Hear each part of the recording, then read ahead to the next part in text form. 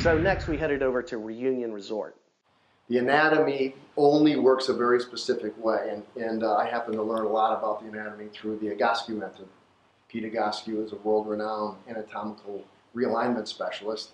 The secret is something that everyone has tried to figure out at some point. You know, we've all done an extended amount of research, and I can tell you it's taken me decades to really believe I have figured out what it was that made him, and not only him, but other great players, other great ball strikers able to do what they did. When you go into the backswing, you want to make sure that the sticks remain parallel. I wanted to know not only what did Mr. Hogan do, but what did Jack Nicklaus do, and what did Arnold Palmer do, and what did Lee Trevino do, and what did the great ball strikers do? What did they all do the same?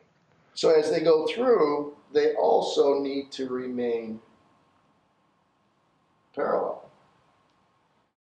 That led me down the path of trying to figure out, okay, what does the skeleton do in the golf swing?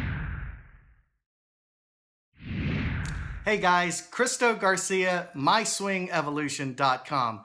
I'm really excited to talk to you about a subject today that I haven't ever heard of before until I met PGA professional Matt Bencresciuto while I was working on my film Mr. Hogan. Now, one of the things that I have worked on in the past is something called lateral side bend. And that's where basically you pinch your right shoulder towards your right hip if you're a right-hander as you go through the ball. And it seems like all the great players have lateral side bend and what have you when you look from the down the line view. But when Matt explained to me that actually the shoulders and hips should work in a more parallel fashion, I immediately understood what the problem was because I'm a filmmaker. Now, we all know the idea of perspective, that if you're looking at train tracks and you're standing on them, the train tracks are outside of your feet, and as you look into the distance, they get narrower and narrower. This is kind of the problem we face with a golf swing. And I'm not going to say there isn't lateral side bend. I believe there is some lateral side bend, but because of the fact the hips are leading the shoulders as the body unwinds, it distorts how much lateral side bend there actually is. It looks like there's a ton. I remember looking at these videos where Tiger has a stripe down the back of his shirt, and I see him hitting the ball, and it looks like a freaking J. Like he's got so much lateral side bend, and you know, and his hips are level. This is another thing I just talked about, is like, you know, I think that the right hip has to work under the left hip. I mean, at least the classic swingers that I admire, they all seem to do this very clearly. Okay, I'm going to try and illustrate this with a couple of pins. So the down the line view is coming this way, okay? So these are the hips and these are the shoulders of my golfer, okay?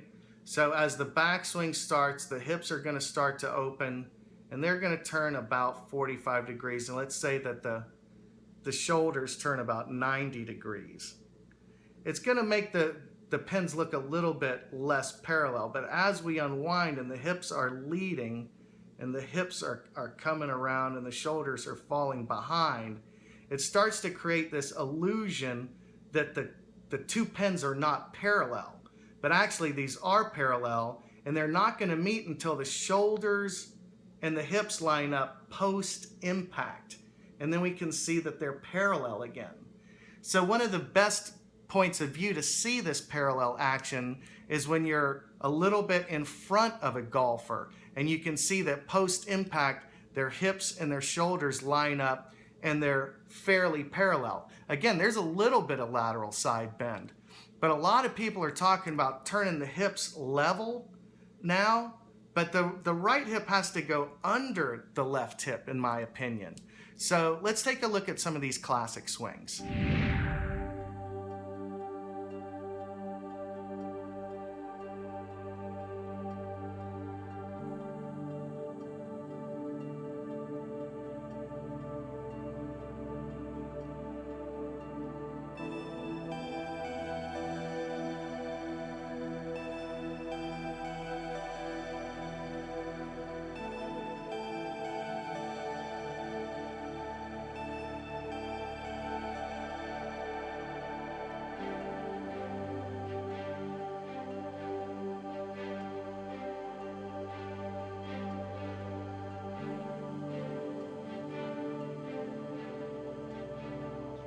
So you've known it. You know it in martial arts. Now you're ready to swing the golf club. Okay. What's happening is the right side's moving back and it's exposing the left. And now the hip is in a great position. That's why the modern swing has been so detrimental to so many golfers, because they're trying to keep their feet planted and they're not nearly flexible enough to get into this position and make a full turn. So they have to move this hip out. And now they've just destroyed any chance of making a good downswing.